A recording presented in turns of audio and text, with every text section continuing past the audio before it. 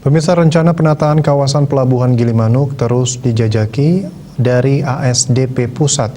Sebagai pintu masuk Bali, Gilimanuk menjadi wajah paling awal dilihat pengunjung yang datang dari Pulau Jawa. Karena itu, Gilimanuk merupakan wilayah strategis yang perlu ditata dengan baik, seindah dan senyaman mungkin. Bupati Jembrano Inengah Tambo mengharapkan penataan Pelabuhan Gilimanuk bisa senyaman di bandara. Tambo menyampaikan hal ini sangat mengikuti FGD penataan kawasan Pelabuhan Gilimanuk bersama jajaran direksi PT ASDP Pusat secara virtual. Bupati Tambo memberikan masukan agar penataan Terminal Gilimanuk yang akan terintegrasi dengan pelabuhan tidak terkesan biasa, tetapi dibuat senyaman mungkin seperti fasilitas di bandara udara. Kenyamanan dalam perjalanan lewat udara sudah biasa dinikmati di bandara-bandara, salah satunya kenyamanan di ruang tunggu penumpang.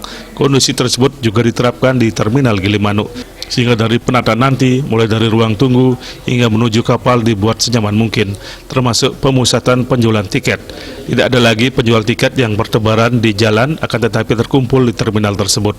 Selain itu, Bupati Tambo juga meminta agar dibuat koridor bawah tanah yang menghubungkan terminal sebagai ruang tunggu menuju kapal feri. Ini merupakan salah satu terobosan yang memberikan sensasi berbeda bagi yang akan menyeberang ke Jawa. Surya Dharma, Bali Pos melaporkan.